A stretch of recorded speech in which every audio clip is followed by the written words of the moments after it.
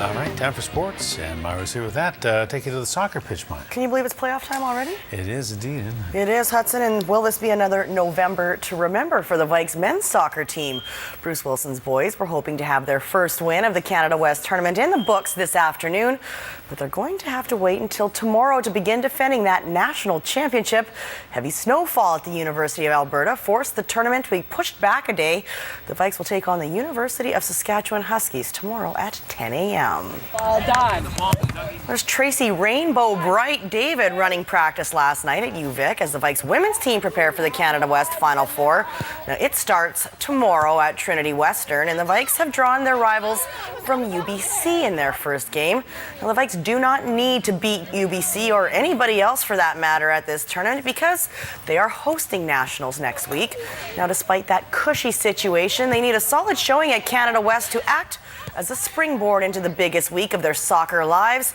The coach is all business. We expect to win. We're going to play to win, and we want to come home with a Canada West championship in our back pocket. It would help us with the seeding at the national championships. So we're going for broke. It definitely builds some confidence. Also, it gives us a better seed in nationals, which is also important. We will end up playing the lower team from the East, which is great to set us up for the national championships. Well, seeing as the Vikes are hosting the Nationals on November 8th, there is only one berth up for grabs in the ultra-competitive Canada West. Now, if the Vikes win the conference, the second-place team is going to advance. And who that will be is anyone's guess. Trinity, UBC, and UVic are all ranked among the top 10 in the country. This weekend is going to be an all-out war. We had to win the quarterfinal last weekend. We were under pressure in conditions that were less than ideal because it was so rainy and wet.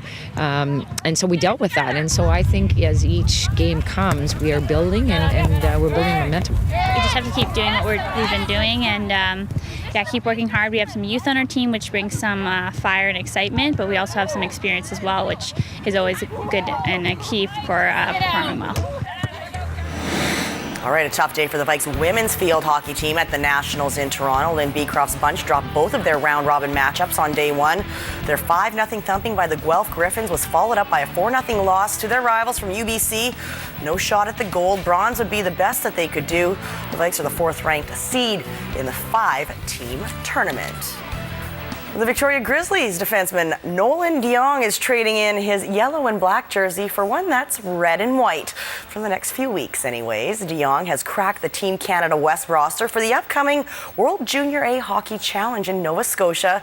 He is the solo representative from the Island Division, but will be joined by Island boys Victoria's Wade Murphy, currently playing for the Penticton Vees, and Powell River Kings forward Evan Richardson, whose hometown is Nanaimo. Speaking of Nanaimo, Mike Vandekamp and the Nanaimo Clippers have packed up the bus and headed for the mainland for the weekend.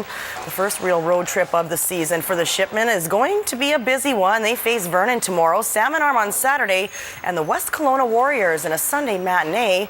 A perfect 4-point weekend as the Clippers feeling confident heading into the interior, and the road is a welcome change. On the road, it's been kind of, for lack of better terms, a little bit boring. You know, we went on a one overnighter to Chilliwack for the showcase to start the season, and we haven't driven any farther than Duncan since then. It's a great bonding time for the guys. We're close quarters the whole time, and a tight little bus there, tight little area. So you get to know each other very well after the road trips, and it's good to get away from home for a bit, play some games on the road.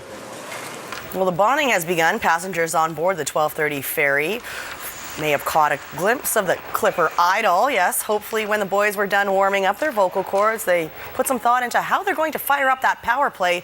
The Clippers' PP is sputtering at a dismal 11.59%. That is the worst in the league. Well, tonight Steve Nash gets to take his mind off basketball for a while, and he hopes to be in attendance this evening as the LA Galaxy hosts the Vancouver Whitecaps in MLS playoff action. The Galaxy own the regular season matchups, posting 2 wins and a draw against the Caps. All right, and thanks to this collision last night in Portland, Nash might be a spectator for the next Laker game as well. Near the middle of the screen, Nash collides with Trailblazers point guard Damian Lillard. In the second quarter of last night's loss, Nash immediately went to the dressing room for treatment on what they're calling a lower leg contusion, or a bruised shin in plain English. He actually tried to make a return in the second half, but as you can see right there, that is not going to be happening. Nash says he plans on playing tomorrow versus the Clippers.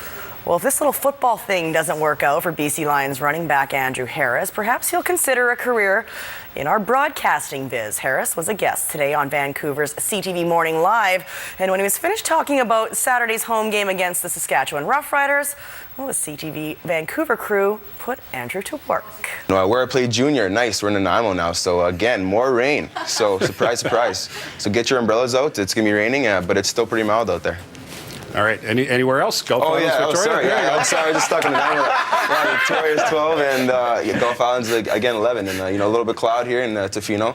I got to get up to Tofino and go whale watching. It's a pretty nice time to go, I heard. Oh, do it. I'm now in Powell River again. Rain, she shout, rain, Squamish. It's a little nice little Whistler there, but hopefully again we can get some snow up there. We can go snowboarding.